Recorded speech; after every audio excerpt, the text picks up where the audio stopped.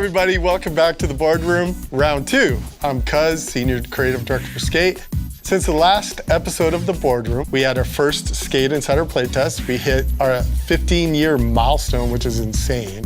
And we've been working with you, the community, to develop our new city, San Vansterdam. We're gonna talk about gameplay, we're gonna talk about worlds. To help me do all of that, let's first introduce the team joining us today. Hey, I'm Matt Dirksen. I'm the animation director on Skate. I've been at EA for a very long time, and Skate games in the past have actually been a fairly big distraction when we were shipping other titles, so I'm very happy to be on this one, being distracted full-time playing our game. Okay. Hi, I'm Ryan Peltz. I'm the lead gameplay designer, and I'm excited to talk about how we're evolving Skate. Maggie. Yeah, hi. My name is Magali Sonnedebar. I'm the art director on the project. My colleagues are calling me Maggie. And I've been working in video games for 17 years now, but I've just joined Full Circle to work with those amazing guys. And straight out of Squamish. Thank you. My name's Elliot Walton. I'm lead level designer here at Full Circle. This is a dream project for me. I grew up loving skateboarding, and building skate spots is just an awesome day job.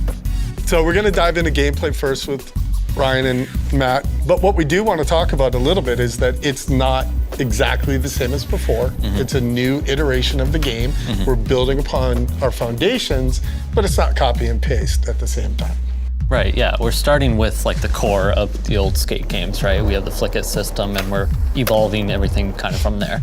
So a brand new engine, brand new tech, and so we have to kind of go back every mechanic and every trick. We have to kind of reevaluate and rebuild in a new way. And of course, we want to see how can we add more agency, how can we add more player control, how can we add more possibilities and self-expression to every mechanic in the game. And then how can we make it look better than it's ever looked before? It's feeling good. And that's why I'm sitting here. I'm so happy that it does feel like Skate. Yeah. If you pick it up immediately, you're like, okay, it's Skate. Big part of making it look better is also, animation systems and tools have changed a lot since Skate first came out. We've kind of gone back to the drawing board. The new systems that we're kind of trying to build require a lot more animation data for it. So for us to use the kind of new and innovative tech meant we kind of had to throw away a lot of the old Skate mocap and skating game stuff and recapture that from scratch. That fresh take on Skate, like the tricks, every ollie, all that stuff has been re-engineered in every aspect is what I'm understanding. How's this team pushing the innovation here? Yeah, so every core kind of mechanic of the game, we've gone back and we've reevaluated it and looked at what could we do to grow each of these mechanics. What can we do to make them bigger? What can we do to make them offer more possibilities for all of the players? The grind system itself, the flip tricks, grab tricks, all of it we're trying to see how can we add more. So grind system, for example, we are adding in things like grind leans and grind transitions, so you can actually go from one grind to another without actually having to leave the rail. Building out a proper lip trick system, improving the system for power slides and reverts and how they interact with everything else, and also things like flip tricks, and actually being able to control the speed at which you do and perform your flip tricks. To support the vision, we have all new mechanics going in and a bunch of new ways to mocap that we didn't have in the past. Can you explain that? Yes. I was the main mocap guy for all of the original skates. Yep, so we're throwing all of that out and starting again. Starting again. Behind the back? Yeah, for this one, we really want to build upon style, and a lot of the way that the old games were crafted was blending animations on top of animations on top of animations, which tends to crush the performance down a lot. So we've gone back to the mocap stage. So from shoots from the past, we would shoot very small clips. We would just try to get this really small section of data. For the way that we want to re-architect the game for our animation systems, we need more data and more skating. We're actually shooting 2-minute takes. So we'll get the skaters out there, they'll skate, we'll get 2 minutes, they'll give them 2 minutes to actually try to get a make for something. So we're trying to get, high pop 3 flips. They'll be able to skate until we get one that works for us for what we need to get for the game. What's the energy around that? That seems like it would be more conducive to getting what you want. Yeah, the energy is great. Having 2 or 3 guys, in the space works out really well for us, especially when they don't get tricks. There's actually that battle that goes on. So I think we were trying to get nollie heel flips off of the box to get our high ones, and it just took forever. And by the time time we actually got one that we were able to use for the game, like everybody on the shoot floor just erupted when we got the make. It was pretty cool. Call that skateboarding. Yeah. I mean, that's the energy of what skateboarding is. Yeah. Celebrate everybody, have fun.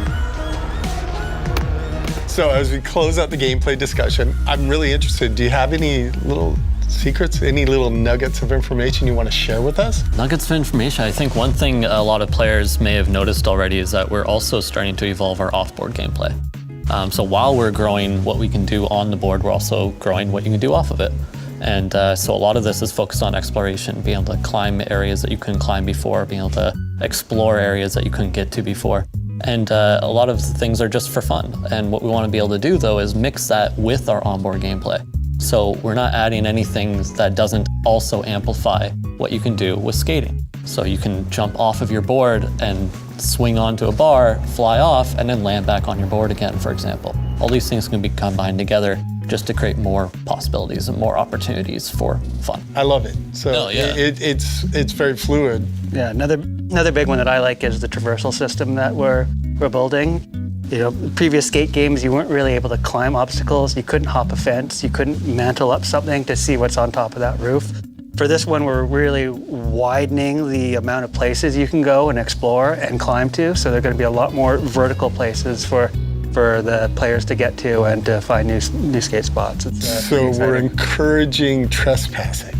We maybe Very much. Okay, good. Segue to you guys. Yep. Yes. Lots of hopping fences. Okay, let's shift our focus now. I do want to reiterate, it's a whole new world. It's not what you're seeing in the leaked footage, what's going on with the world.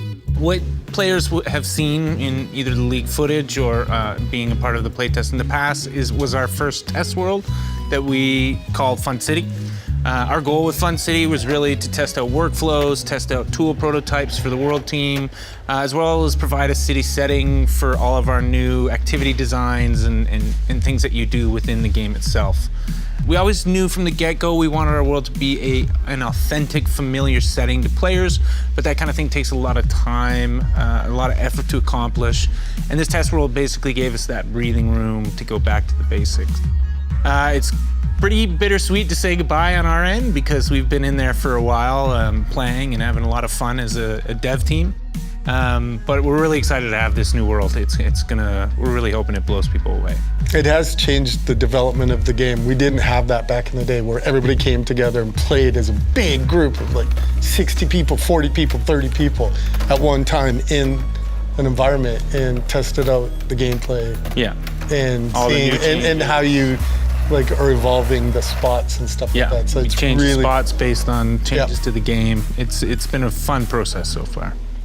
Next up, we could talk about where we are now. People would have seen glimpses of the downtown world environment at the tail end of the Still Working on It video that we did a little while ago. Let's give viewers some of the details around the design process. Yeah, the downtown is still what we call a test bed for the environment team. But for the first time, we're able to support the design with more visual and fine recipe to create our style guide. And as I took like a big dive into all of this, I realized that skateboarders are probably appreciate details of architecture more than the average people because they observe the curve, the line, the quality of a surface, the material, the sound, the contact of it, and all the different contrasts. It's almost like they instinctively know that or learn it the hard way by failure and what kind of material they should avoid or what kind of material that's in opposite that will be like super challenging. And looking at an incline of a structure and imagine how it can be promising for them. That's true. Skaters definitely look at the world in a different way and the opportunities to play and also the opportunities to explore. We also want to create space where we'll provide tools to become builders and express their creativity and enjoy sharing it with their friends in collaborative spaces. From that, they kind of taking an active role in shaping the city, a bit like the DIY skate parks in the real world. Well, it's crazy how the real-time building is a new thing. Like before it was you went into your own private park or whatever you built. You could drop stuff around the city, but now we're talking a bunch of people together building, real time. We're trying to mimic how real-world urban architects approach building out city lots, so this means starting with proper paper designs and blueprints that focus on pedestrian pathing and flow through the space, right? It's key for us to create a city where skateboarding feels accessible, but doesn't lean too far into that the city is a skate park. We want it to feel like a real place. And the other thing is we watch a lot of skate videos as a team on the clock. A lot. We want it to be appropriate for the gameplay, the mechanics, the one-to-one metrics, whatever you call it. Yeah, we want the players to kind of find their own spots. Just 2 weeks ago, we ran our most recent play test. We welcomed thousands of players into the new downtown world environment for the first time. Here's a quick highlight reel of some of the fun that went down. Yeah, and just keep in mind that all of this is still really early and does not represent the visual intention yet.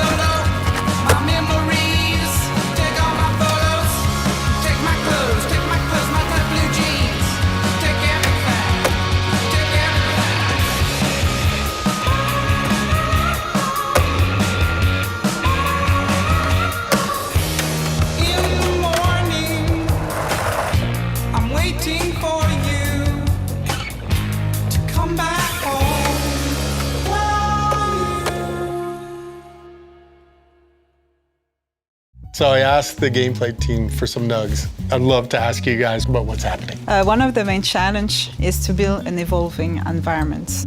We cannot just create a static city that will stay the same for the next 10 to 15 years. Exciting part is the Frostbite team is fully supporting us on the journey, and they are ready to invest in future-proof technology that will allow us to build a San Vansterdam city that feels alive. We want the community to be immersed in an authentic and welcoming place where they feel represented, and they want to explore by themselves and with the friends, and see this place evolve and growing in time. Moving forward, we're focusing our efforts on creating unique neighborhoods that represent something important to the history of skateboarding. We want these neighborhoods to have distinct representations of all the many facets of skateboarding, from cruising through busy downtown traffic to huge Embarcadero-style plazas and all the way up to steep hill sections ready for hill bombs. Those are fun. One of our world pillars is exploration, and we want players to feel like there are tons of little nooks and crannies to discover all over our world map. Our gameplay team has done an amazing job expanding what is possible for the character off-board, and that's helped us design a world with a lot more verticality in mind. We love the idea of finding that perfect rooftop skate spot and inviting your friends to rip on it, and that should feel rewarding and unique. So we don't have to glitch up there. You don't have to glitch up. Okay, because But you still gotta back in figure the it day, out. you got to glitch. You still gotta figure it out. So that's a wrap for today. I'm so happy that you could share some time with us. We're all very proud and honored to be working on this game, and that you guys have supported us. We also want to thank you for signing up to be part of this. So if you can, we have a Skate Insider program. Please register, come in, play, because your feedback, you're informing us of what needs to get done and what we need to do. From myself and the team joining me here today, we want to thank you guys, and we can't wait to see you again.